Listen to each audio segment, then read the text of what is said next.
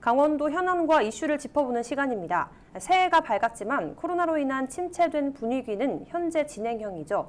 특히 이러한 상황이 장기화되면서 직격탄을 맞은 이들로 자영업자가 지목되고 있는데요. 한국은행에 따르면 지난해 3분기 자영업자들의 빚은 전년도보다 14% 이상 늘었고요. 지난 12월에는 급기야 전국 자영업자들이 거리로 나와 어려움을 호소하기도 했습니다. 이러한 시기 물론 정부의 금전적인 지원도 필수적이지만 보다 장기적인 대응을 위해서는 비대면 서비스 확대에 지자체와 상인이 적극적으로 나서야 한다는 의견이 제시되고 있습니다. 오늘 헬로 이슈토크에서는 강원발전연구원 백영미 박사님 모시고 자세한 이야기 나눠보겠습니다. 스튜디오에 나와 계십니다. 네, 박사님 안녕하세요. 안녕하세요. 네, 안녕하세요. 우선 헬로 이슈토크 시청자분들께 가볍게 인사 한마디 부탁드립니다.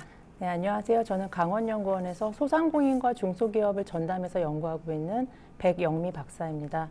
최근에 2년 동안 장기간 지속되고 있는 코로나로 인해서 여러분들이 운동도 못 하시고 실내에만 계시고 여행도 못 하시고 외식, 쇼핑 등등 모든 면에서 굉장히 폐쇄적인 환경에서 살고 계셔서 심신이 지쳐 계실 텐데요. 사실상 소상공인은 더 어렵습니다. 그래서 그 모든 고통을 통감하면서 이 자리에 나와서 조금이나마 도움이 되고자 이 자리에 앉게 됐습니다. 정말 그 누구보다 소상공인의 마음을 잘 읽는 분이 아닐까 싶은데요. 그간 코로나와 관련해서 사회적 거리두기 또 일상회복 단계가 굉장히 많이 바뀌었잖아요. 이런 과정에서 좀 혼선이 있었을 것 같습니다. 이런 반응 좀 박사님께서는 어떻게 보시는지? 예, 사실상 코로나19에 대응하는 정부의 정책들이나 아니면은 감염병에 대응하는 모든 그런 보건복지부나 질병관리청의 대응이 다소 부족하지 않았나 싶습니다. 특히나 사회적 거리두기 단계가 1단계, 2단계, 3단계, 4단계로 진행되던 도중에 다시 일상적 회복 단계로 전환이 되면서 코로나 감염자가 급증하는 현상들을 보였고 다시금 연말에 코로나 사회적 거리두기 단계 네. 4단계를 진행하면서 네. 소상공인들이 영업 중단과 그리고 영업시간 제한 등 그러니까 굉장히 급변하는 정책으로 인해서 더 많은 타격을 얻고 또 피부로 그 피해를 입고 있다고 굉장히 울먹이는 소리로 호소를 하고 있습니다.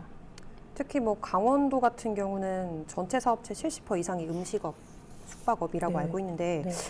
이런 지역 상황도 좀 설명을 해주실까요? 네, 사실상 강원도 같은 경우에는요, 관광업을 주력 산업으로 하고 있기 때문에 외식업과 그리고 그 숙박업이 전체 산업의 70% 정도에 해당이 되고요.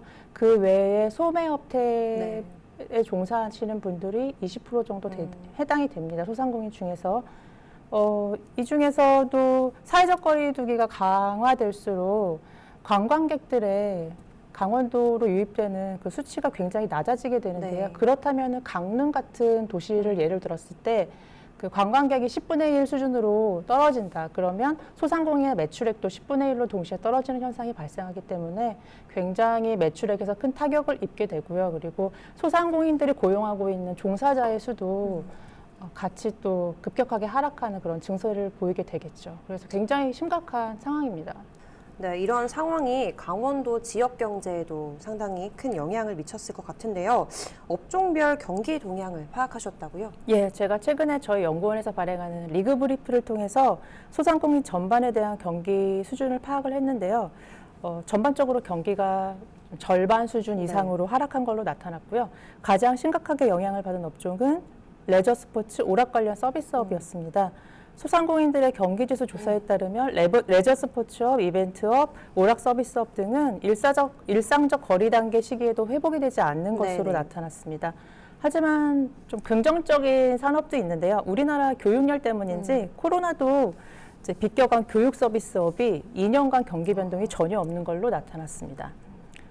전체 서비스 업체 중에서 가장 큰 비중을 차지하는 음식점업 같은 경우에는요. 코로나 이전과 이후는 그 경기 체감 지수가 70에서 30으로 감소하였고 사회적 거리두기 단계 4단계에 돌입했을 때는 그 경기 지수가 30 이하로 떨어지는 생계 위협이 되는 수준의 어떤 지수를 나타내고 있었습니다. 소매업에서도 이러한 현상이 나타났는데요. 해외여행과 비대면 소비가 감소하면서 면세점, 슈퍼마켓, 전문 소매점 등 대형 오프라인 소매점의 판매액도 감소폭이 크게 나타나고 있습니다. 영세 소매점 같은 경우에는 그 타격이 훨씬 크다고 추정할 수 있겠습니다. 네. 반면에 대형 소매점의 경우에는 온라인 판매를 동시에 진행하기 때문에 전체 매출액에서는 큰 변화가 없지만 온라인 진출을 하지 못한 소형 소매점 같은 경우에는 폐업 수준의 위기에 다다르고 있습니다. 좀 상황이 상당히 심각한 것 같은데요. 사실 이러한 이제 시국이 계속 이어지면서 소비자들의 소비 패턴도 크게 달라진 것 같습니다. 고령층에서도 온라인을 이용한 소비가 많이 증가했을 것 같은데 어떤가요? 예, 맞습니다. 사실상 코로나가 오기 이전부터 전 세계적으로 온라인 소비는 증가세를 나타내고 네. 있었습니다. 코로나 시대가 접어들면서 온라인 소비는 더 높은 성장세를 이어가고 있는데요. 네. 특히 모바일 소비는 코로나19 이후에 대면 소비액을 대체하는 현상을 나타내면서 그 성장세가 굉장히 높습니다. 온라인 소비의 주류 계층이 과거에는 20대에서 40대였지만 이제는 10대에서 60대로 확장되었고 전 연령층의 70% 이상이 온라인 소비 계층에 합류해서 그 증가세는 가중되고 있습니다. 네네. 이는 60대 이상에서 가장 심화되고 있는데요. 코로나 전후를 비교할 때 19년 대비해서 21년도에는 그 60대의 모바일 소비가 10배 이상 증가하는 현상을 보이고도 있습니다. 코로나 시대에는 온라인 소비에서 가장 높은 증가세를 보이고 있는 곳이 이 외식업과 해외 직구입니다. 외식 인구가 배달앱을 통해서 집에서 소보하고 또 해외 여행객들이 해외 현지 구매나 면세점에서 하던 것을 온라인 해외 직구를 통해서 하면서 과거의 소비가 온라인으로 대체되고 있죠. 저도 이제 온라인 쇼핑 굉장히 많이 하는데 60대 이상으로 확대되면 더 이제 비대면 소비가 확장될 것 같습니다. 근데 그럼에도 불구하고 소상공인들이 이게 이제 완전한 대체제가 될 수는 없을 것 같아요. 정부에서도 그렇기 때문에 이제 대책을 마련하고 있는데 이제 현황과 그리고 좀 그런 성과가 어떤지도 궁금합니다. 작년 3월부터 정부에서는 1차 추경을 시작으로 6번의 추경 예산을 편성을 통해서 100조 이상의 예산을 편성해서 코로나 대응하는 정책들을 펼쳐왔습니다. 네. 이 중에서 가장 높은 비중을 차지했던 것이 소상공인에 투입되는 피해 보전 정책인데요. 대표적으로 방역 강화를 위해서 영업 제한이 있었기 때문에 이들에게 피해 보전 지원금을 지급을 하였고요. 네네. 그리고 세금 유예, 고용 안전자금, 방역 지원 등 다양한 정책들이 시행됐었습니다. 현재도 시행되고 있고요. 특히 고용 정책의 경우에는 특수고용 형태 종사자, 프리랜서, 영세 자영업자에게 긴급 고용 지원 자금을 최대 150만 원에서 1회 정도 지원하는 사업들이 진행이 됐고요. 특히나 청년 고용에 위기가 올 것이라는 두려움 때문에 청년 고용을 유지하는 업체에게 저리 운영 자금 융자를 지원해주는 정책도 시행을 했었습니다. 굉장히 이제 많은 정책들이 시행이 되고 있는데 물론 잘한 부분도 있겠지만 아직까지 미흡한 부분도 있을 것 같습니다. 이러한 평가가 엇갈리는 것에 대해서는 좀 어떻게 보십니까? 예, 거의 2년이라는 기간 동안 직접적으로 현금이 지급된 것은 일회성에 그치는 150만 원의 인건비 지원이었는데요. 듣고 바로 느끼시겠지만 굉장히 미미한 수준이다, 지원 수준이. 이런 의견이 굉장히 많고요. 그리고 청년 고용을 위해서 저리의 융자를 해준다. 이것도 사실상 매출액이 반토막 이상 난 업체들에게 있어서는 큰 도움이 되지 못하는, 그리고 현실과 맞지 않는 괴리된 정책이었다라는 비난이 쏟아지고 있습니다.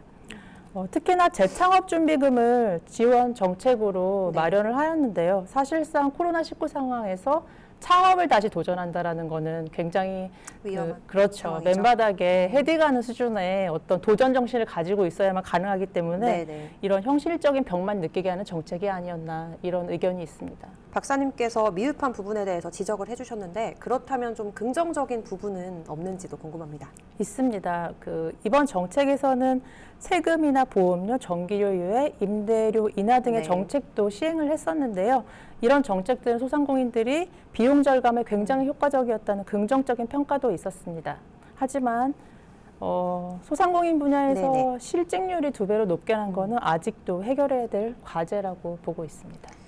어찌됐건 계속되는 코로나 시국을 맞아서 좀 비대면 소비 행태에 대응하는 대책이 필요할 것 같은데 또 관련해서 정책 브리프를 발표하셨어요. 어떤 내용인지 좀 궁금한데요. 예, 그동안에 정부에서 시행했던 정책들을 한번 검토를 해보고요. 그리고 저희 강원도에서 적용 가능할 디지털화 정책들이 무엇인지에 대해서 살펴보았는데요.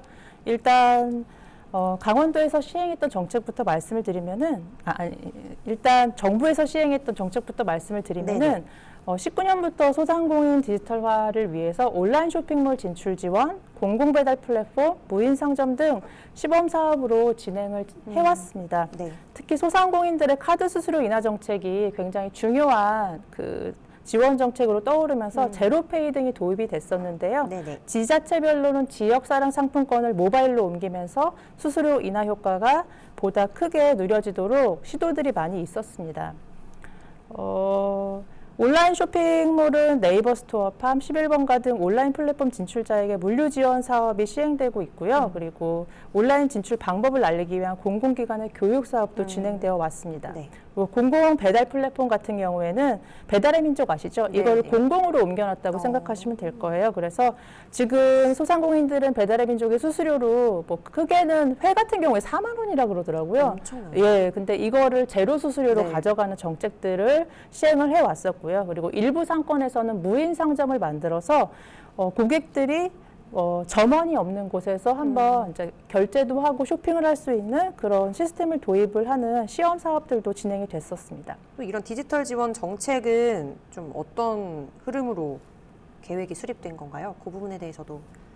사실상 소상공인 디지털 정책은 그 정부의 큰 디지털화 정책이 있었어요. 거기에 이제 하나의 일환으로 소상공인이 들어가게 된 거고요. 그리고 소상공인들이 사실상 온라인 시장 진출이 활성화되면서 피해를 많이 본다라는 네. 의견이 있었기 때문에 소상공인들의 온라인화 그리고 또 점원들을 고용하는 데 있어서 인력 채용에 어려움이 있기 때문에 그 점포의 무인화, 기계화 이런 것들을 지원하는 쪽으로 많은 정책들이 계획이 됐었습니다.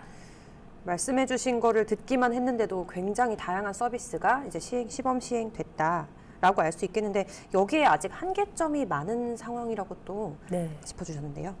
예, 그동안 시행한 정책들은 주로 플랫폼 지원 사업이에요. 예를 들어서 배달의 민족 같은 경우를 공공으로 옮기는 것도 플랫폼 지원 사업이고요. 그리고 온라인으로 소상공인들이 진출할 수 있는 것도 플랫폼에 올라타서 거기서 매출을 늘리는 형태이기 때문에 네네. 이제 플랫폼 지원이 대다수인데요. 사실상 공공 플랫폼 정책은 그 인구가 많은 지역에서는 굉장히 효과적입니다. 근데 강원도 같은 경우에는 이제 전체 인구가 150만이고 그리고 일부 지자체 같은 경우에는 4만 미만인 그 시군들도 있어요. 그렇기 때문에 네. 이 플랫폼 정책을 수립하는 데 있어서 인구가 적다 그러면 효과가 거의 안 난다라고 봐야죠. 그리고 주로 배달 플랫폼 같은 경우에는 배달 기사를 구하기도 굉장히 힘든 인력난도 있습니다. 그래서 현실성과는 좀 괴리가 있는 어떤 정책이다라고 말씀드리고 싶고요. 그렇다면은 이런 정책들이 이제 제대로 되려면 적어도 일부 소수의 인구가 30만 이상인 지역에서만 한다. 그리고 관광지에서 중심으로 핵심 지역에서만 활성화한다. 그러면 효과는 있을 수 있습니다. 그리고 두 번째로는 기존 정책이 소상공인의 창업과 대면 서비스 경영 관리를 위한 정책 자금과 교육 중심으로 이루어졌다라고 보고 있습니다. 네네. 근데 사실상 소상공인들은 교육받으러 오기 너무 힘들거든요. 어떤 이유 때문에? 개인 1인 기업이 많기 때문에 교육받을 시간이 없다라고 호소를 합니다. 그렇기 때문에 방문해주는 교육이 필요한데 그런 것들이 부족하지 않았나. 네네. 그런 한계점들이 있었습니다. 그래서 향후에는 좀 더 이들이 쉽게 온라인 마켓플레이스에 올라타고 그리고 또 그 점포에서 고령화된 점주이지만 어떤 디지털화 정책을 수행할 수 있도록 사전에 방문형 교육이라든지 컨설팅이라든지 아니면 기계 도입이라든지 이런 것들이 될 수 있도록 좀 대응을 해가는 방향으로 정책이 수립되어야 될 것이라고 보고 있습니다. 그렇다면 궁극적으로는 디지털 정책들이 어떤 방향으로 가야 될지 좀 궁금한 부분인데요. 재연에 말씀해 주신다면. 앞으로 코로나19 이후 다양한 팬데믹이 일상 속에서 경험될 확률이 높아지고 있습니다. 네네. 이에 따라서 비대면 소비가 보편화되고 고착화되는 현상을 보이고 있는데요. 하지만 강원도는 관광 산업이 핵심 산업으로 대면 소비에 의존하는 소상공인이 대다수입니다. 따라서 온라인과 오프라인을 병행하는 정책 지원이 마련되는 것이 시급해 보입니다. 네. 이에 강원연구원에서는 제가 지금 구상하고 있는 연구가 디지털 장비 조조를 통해서 무인 점포와 기계화를 지원하는 거를 첫 번째로 제가 제안을 하고 있고요. 두 번째로는 공방형의 소상공인에게 디지털 마켓플레이스를 제공해주는 그런 정책을 제안을 하고 있습니다. 그리고 두 번째로는 대기업과 소상공인들이 상생할 수 있는 방향은 뭐가 있고 네. 구체적으로 어떻게 현실화할 수 있는지에 대해서 정책을 마련하고 있습니다. 구체적으로 말씀을 드리면은 첫째로는 강원도는 고령화의 심화와 관광객의 의존도가 높기 때문에 대면 서비스업의 비중이 매우 높습니다. 네. 따라서 대면 서비스 현장에서 인력 충원이 어려운 여건들을 감안할 때 네네. 인력을 대체할 결제 기계, 서비스 로봇, AI 대면 서비스 시스템 등이 적용되어야 될 것으로 보고 있습니다. 네. 두 번째로는 공방형 소상공인들에게는 맞춤형 제작 환경이 제공되도록 3D 프린트 보급과 그리고 공공거래 플랫폼 지원으로 구독형의 마켓플레이스 환경을 도입하고요. 제작 제품의 온라인 판로 개척을 지원해주는 사업이 필요하다고 봅니다. 그리고 세 번째로는 이제 대기업과의 상생형인데 SK텔레콤, 네이버, 카카오 등 대기업들이 과거 전통시장 상생 정책을 많이 펼쳐왔는데요. 네네. 이를 소상공인의 영역으로 확장해서 디지털화 컨설팅을 지원하고 또 그 소상공인들의 예약과 결제 서비스를 대행해주고 수수료를 할인해주는 그런 정책들도 도입을 할 수 있고요. 그리고 지역의 대표 상권을 그들의 마켓플레이스에 실어서 쇼핑을 경험할 수 있게끔 네. 전 국민들이 쇼핑을 경험할 수 있게끔 지역 특화된 비즈니스를 도입할 수 있을 것 같습니다. 듣기만 해도 정말 획기적인 정책들이 아닐까 싶은데요. 사실 이를 위해서는 산학연 간 협의체 구성도 중요한 부분이 아닐까 싶습니다. 예, 맞습니다.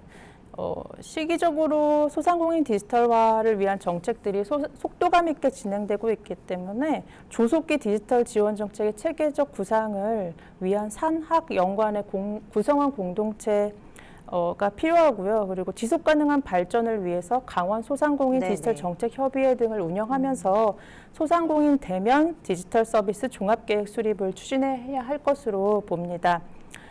사실상 소상공인 정책 지원은 단일 부서가 아니라 여러 기관이 공조를 통해서 지원 체계가 마련되고 운영되어야 하는 만큼 강원도는 네네. 강원도청 그리고 강원도 경제진흥원, 강원도 상권활성화재단 그리고 18개의 시군의 경제진흥과가 공동으로 디지털화에 대응하는 정책을 집행하고 네. 홍보해서 소상공인들이 생업전선에서 올해부터는 정말 체감할 수 있도록 내 삶이 나아졌다, 내 가게가 나아졌다라는 것을 체감할 수 있도록 가능한 한 빠르게 이런 협의체와 공동체를 운영해야 될 것으로 봅니다. 지금까지는 소상공인들이 그런 피부로 느낄 때는 이런 시범 사업들이 효과적이지 못했다. 좀 이런 여론이 더 많으신 부분이 있을까요? 사실상 전국 단위에서 수도권에서는 시범 사업이 진행이 됐었는데요. 안타깝게도 강원도는 도입이 좀 늦었습니다. 그래서 네네. 시범 사업이 온라인으로 올라타는 정도의 사업 그리고 공공배달 앱이 네. 진행이 됐었는데 사실상 현실과는 거리가 있는 정책들이었고 네네. 또 그 사람들에게 홍보도 부족하고 또 고령화된 소상공인들의 어떤 환경적인 제약 때문에 한계점들이 좀 많았네요. 어려웠죠.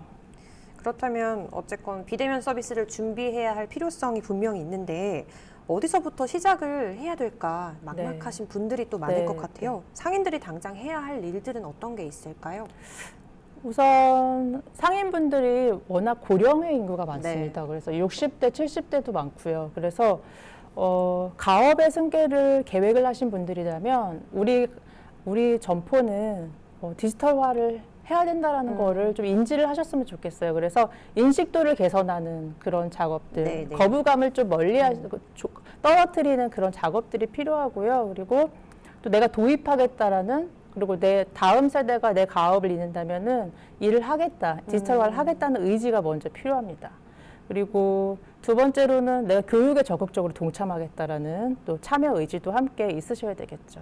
근데 여러 가지 신기술이나 기계를 도입하는 데에 대해서 심리적 장벽이 있기 때문에 그것들을 가장 먼저 깨치시는 게 무너뜨리는 게 가장 먼저 중요한 부분일 필요합니다. 것 같네요. 네, 헬로 이슈 토크 여기서 마치겠습니다. 배경미 박사님과 함께했습니다. 네, 박사님 감사합니다. 감사합니다.